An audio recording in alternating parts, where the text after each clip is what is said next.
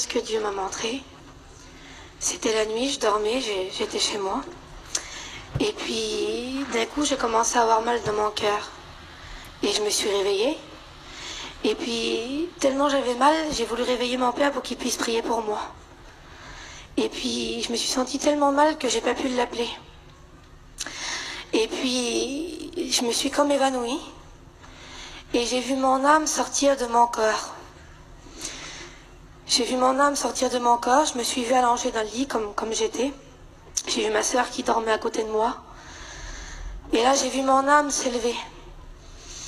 Et puis j'ai traversé le toit du camping. Et puis je voyais la place, tout comme c'était. Et puis là, je suis montée. Et puis, je suis arrivée dans un lieu. Et puis ce lieu, je voyais rien, c'était tout noir, je voyais rien du tout. Mais il y a une angoisse qui m'a saisie, je ne peux pas vous expliquer comment. Cette angoisse, elle est rentrée dans moi, et puis je chantais comme un fardeau qui était sur moi, puis c'était horrible. Et je suffoquais, puis je voyais rien du tout. Et là, j'ai vu une lumière descendre du ciel. Un ange, il s'est mis à côté de moi, et il m'a dit, n'aie pas peur. Il m'a dit, je m'appelle Emmanuel. Et quand il m'a dit ça, ça m'a rassurée, mais j'avais encore peur. J'avais peur du lieu d'où j'étais. Et puis on a fait quelques pas, on a avancé un peu, et là je me suis trouvée devant 2 grandes portes. Et puis de chaque côté, il y avait un démon. Et puis l'ange qui est à côté de moi, il ne s'est pas adressé au démon, il n'a pas parlé, mais d'un signe de la main, les 2 portes se sont ouvertes. Et quand les 2 portes se sont ouvertes, il y a un vent qui est venu sur moi. Et quand ce vent est venu sur moi, ça l'a rentré dans mon âme et je commençais à entendre des cris, des hurlements, des grincements de dents, j'entendais des os brisés. Et puis j'ai commencé à me reculer en arrière et puis j'ai dit à l'ange, j'ai dit moi je veux pas entrer. Je dis moi je comprends plus rien, je suis chrétienne, qu'est-ce que je fais là?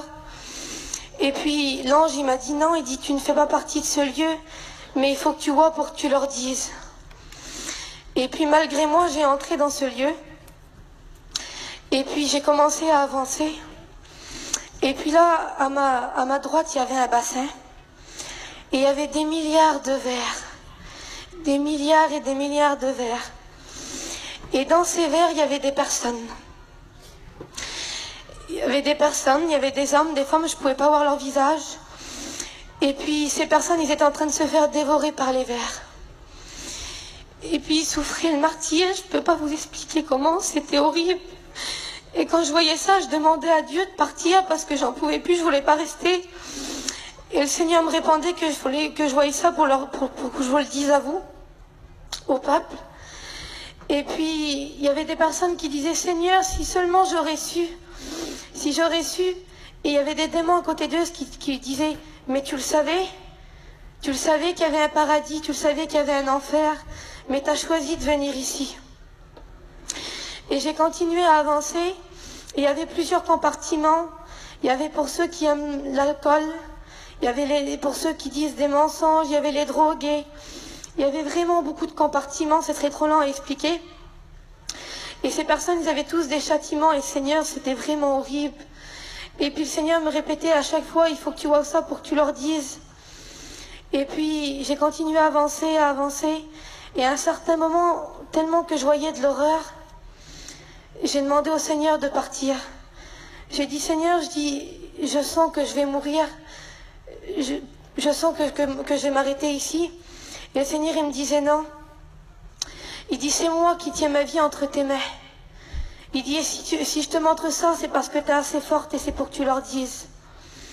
Et puis, plus je marchais, plus il y avait des choses et puis plus de choses.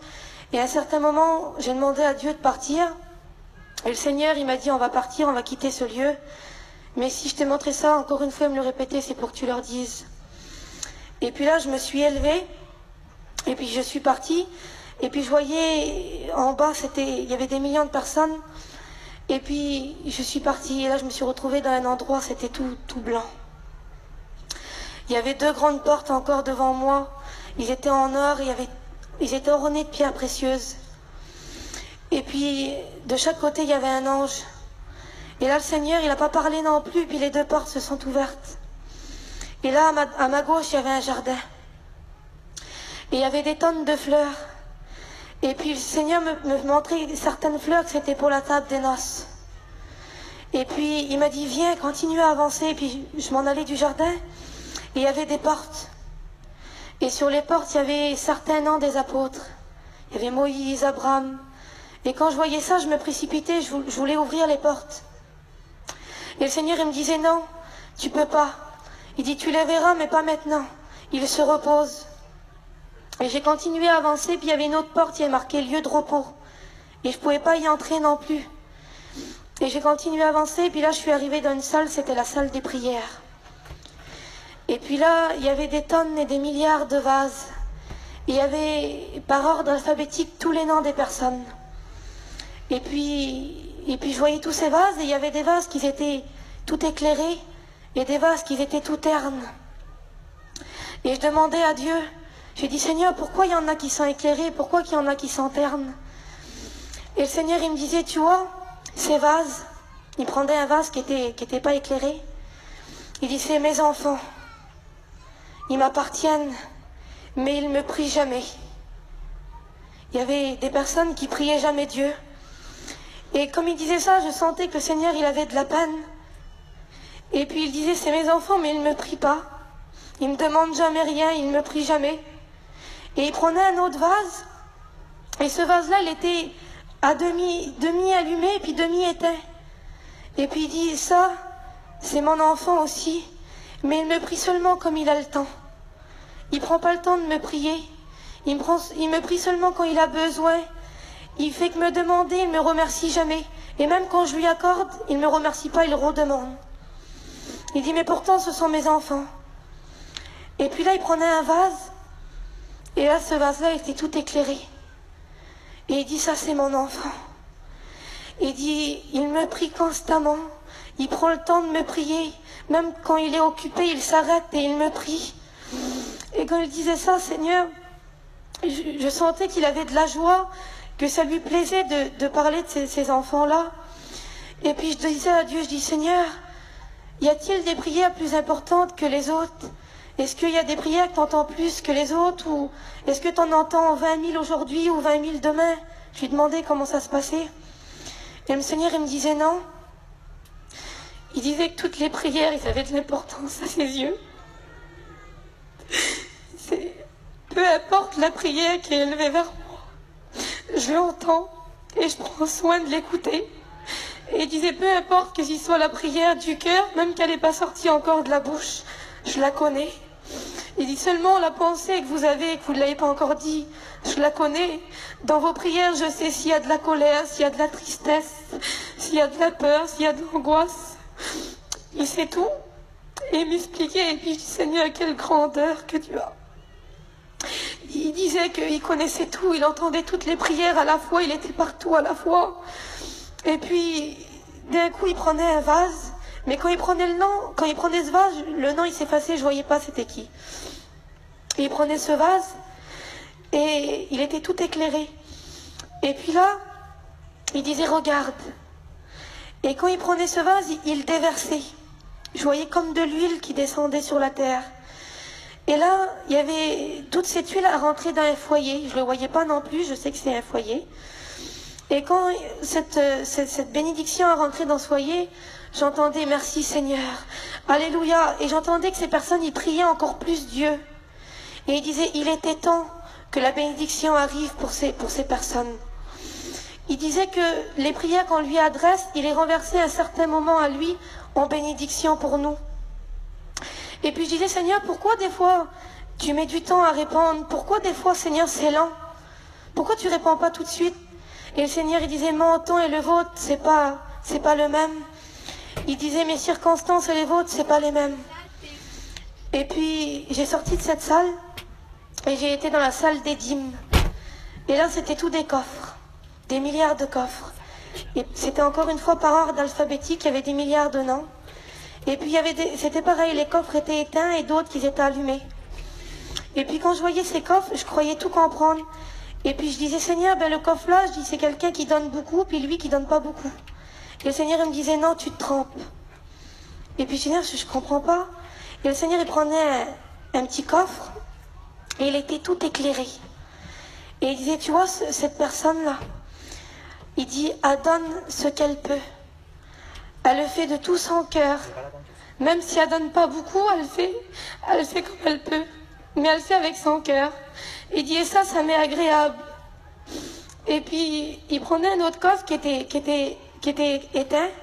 Et il disait, cette personne-là, elle donne beaucoup. Il disait pas que c'était mal, mais il disait qu'elle faisait pas de son cœur, qu'elle faisait pour se montrer. Et c'était pas agréable à Dieu. Il préférait quelqu'un qui donnait peu, mais avec son cœur. Et puis, j'ai sorti de cette salle, et j'ai arrivé dans la salle des victoires. Et puis là, c'était pareil, c'était comme des vases, je pouvais voir en travers.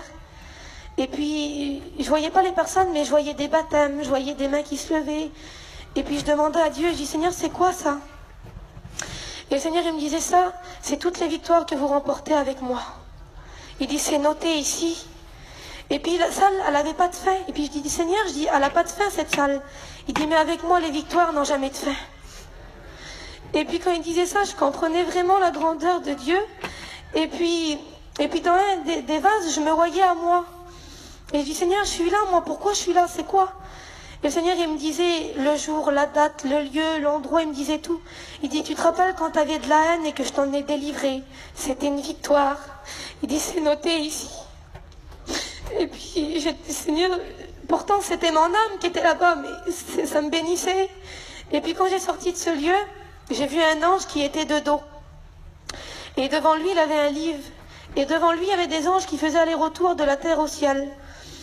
Et puis j'ai demandé à Dieu, j'ai dit, Seigneur, il fait quoi lui? C'est quoi son travail? Et il dit, tu vois, il dit, les anges qui viennent devant lui, il dit, ils viennent dire ce que vous faites. Toutes les bonnes œuvres que vous faites, ils sont notés. Et c'est compté pour mettre les perles sur vos couronnes. Tout était noté.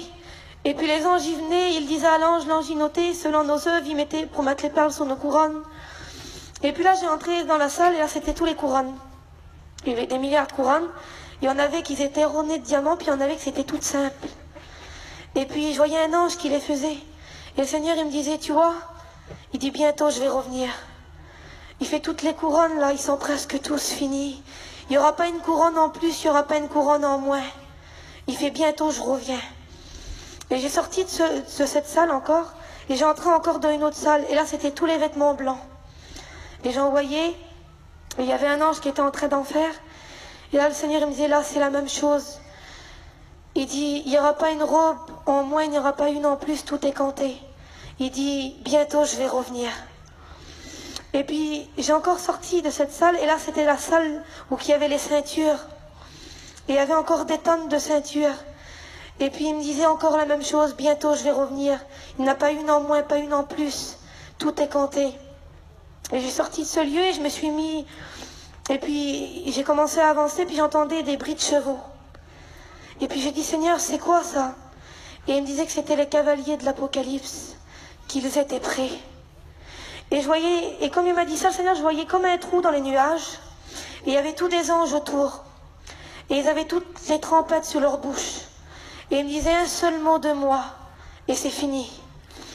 Il dit un seul mot de moi et je reviens. Il dit, je vais revenir, je reviens.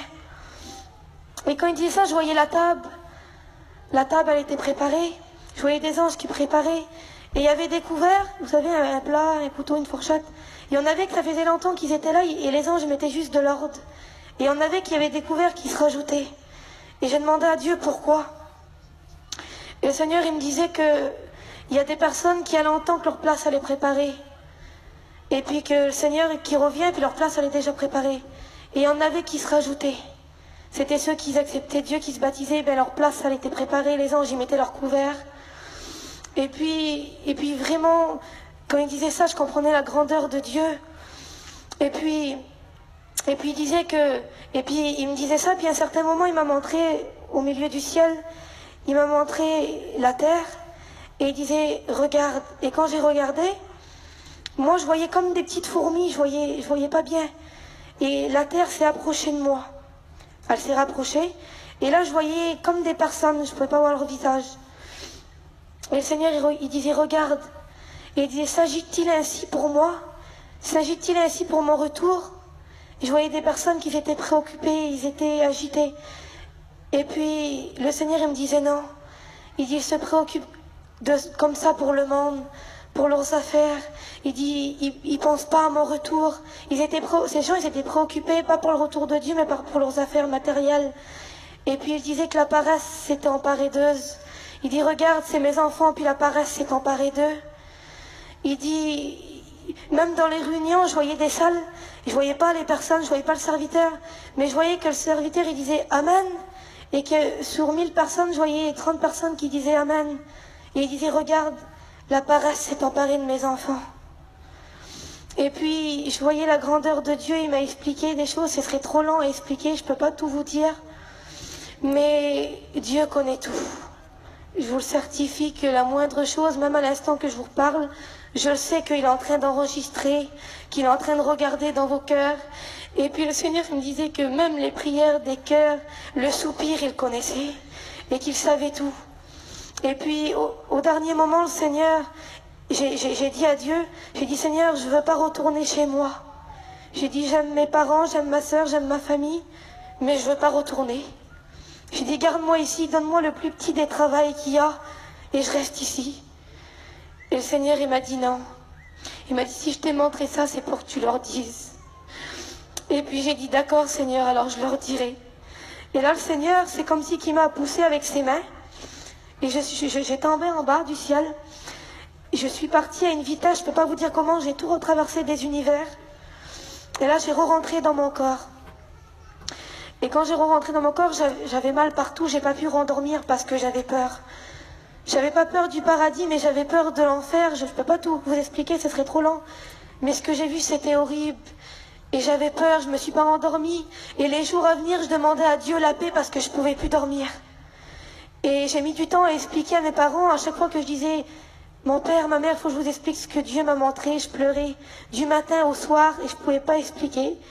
Et là, je crois que c'était le temps de Dieu pour que je le dise. Et puis, je remercie le Seigneur que les frères m'ont permis de le dire ce matin. Et puis, j'espère que ça vous bénira comme moi, ça m'a béni. Que Dieu vous bénisse.